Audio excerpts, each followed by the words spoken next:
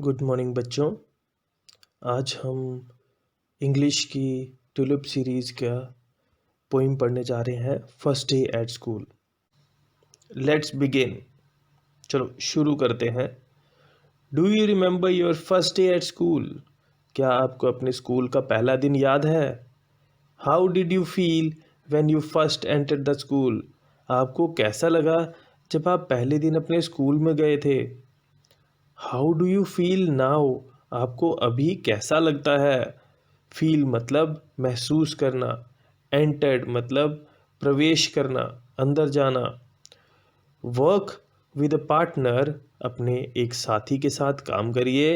And see how he और she felt on the first day of school, और ये उनसे भी पूछिए, जानने की कोशिश कीजिए कि उनका जो पहला दिन था उनके स्कूल में वो कैसा था, उनको कैसा महसूस हुआ था। यहाँ पे देखिए फेल्ट यूज़ हुआ है, मतलब महसूस हुआ था। एंटर्ड कि वो अंदर प्रवेश लिया था, तो ये तब की बात कर रहे हैं, पुरानी मतलब पास्ट टेंस की बात चल रही है यहाँ पे। पोइम देखिए। A million billion willion miles from home, waiting for the bell to go where. अब इन्होंने बताया है मिलियन बिलियन विलियन, मतलब 10 लाख, 1 करोड़ से भी 10 करोड़ से भी ज़्यादा। और विलियन जो वर्ड यहाँ पे यूज़ किया गया है वो एक राइमिंग वर्ड की तरह यूज़ किया है। पोइट जो है उसने पोइम में राइमिंग बनाई है, मिलियन विलियन के साथ, बिलियन के साथ उसने विलियन जो है एक राइमिंग वर्ड डाल दिया हुआ है, जिसका काउंटिंग से कोई लेना देना नहीं है, लेकिन ये ऐसे ही एक राइमिंग वर्ड है। तो उसने ये बोला कि इतनी दूर हमारे घर से, इतने माइल्स दूर हमारे घर से हम वेट करते हैं बेल के बजने का। कहाँ जाने के लिए? टू गो वेयर, कहाँ जाने के लिए? Why are they so big other children. अब जो पहले दिन स्कूल में जाते हैं तो हमें बाकी वाले जो बच्चे लगते हैं वो बहुत बड़े लगते हैं। तो हम, अब ये पोइट जो है वो इसमें यही बोल रहा है कि जो बाकी के बच्चे हैं वो इतने बड़े कैसे हैं। So noisy, so much at home, they must have been born in uniform. So noisy, कितना शोर डाला हुआ है यहाँ पे। सो मच एट होम, ये अपने आप को घर में है जैसे उस तरीके से जो है वो महसूस कर रहे हैं। They must be born in uniform, ये लोग यूनिफॉर्म में ही पैदा हुए होंगे इसलिए ये ऐसा कर रहे हैं। Lived all their lives in play grounds, इन्होंने अपनी सारी ज़िंदगी प्ले ग्राउंड में ही बिताई है।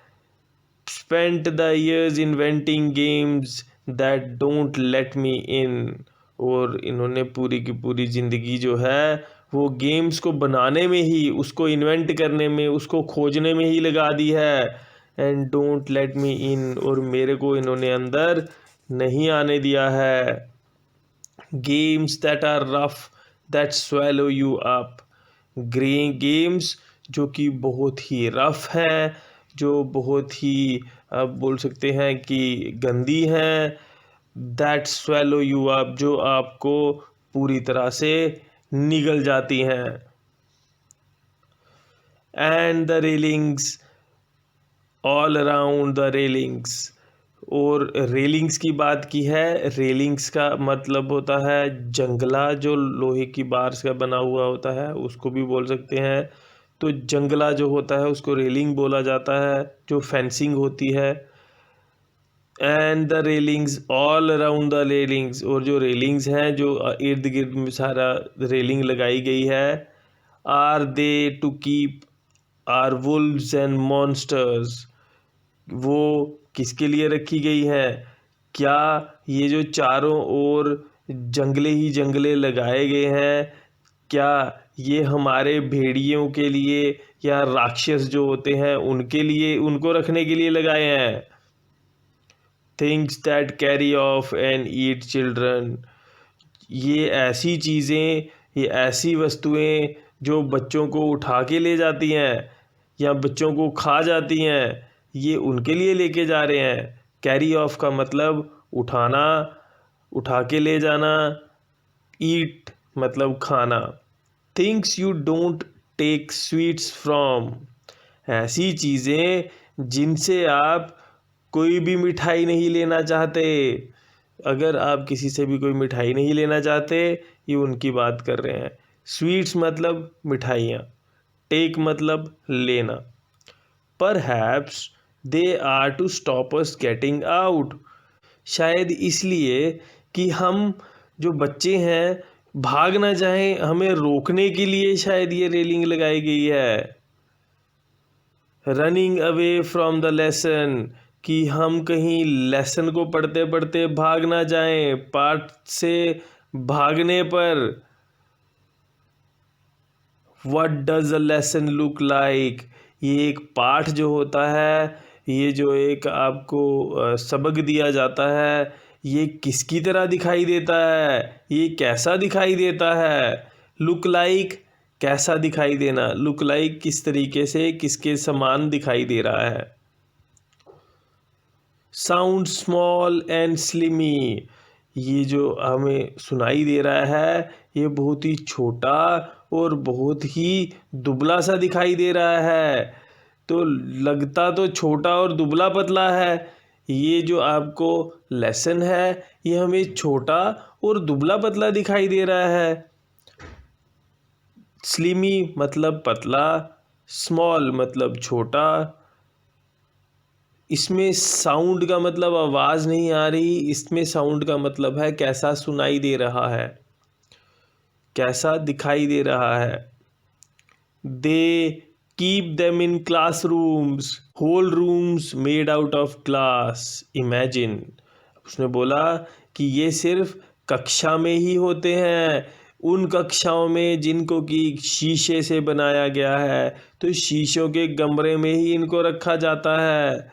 यहाँ कल्पना कर लो कि ये कैसे होंगे, शीशे जो कमरे पूरे शीशे के बने हुए होंगे, ये उनमें कैसे होंगे।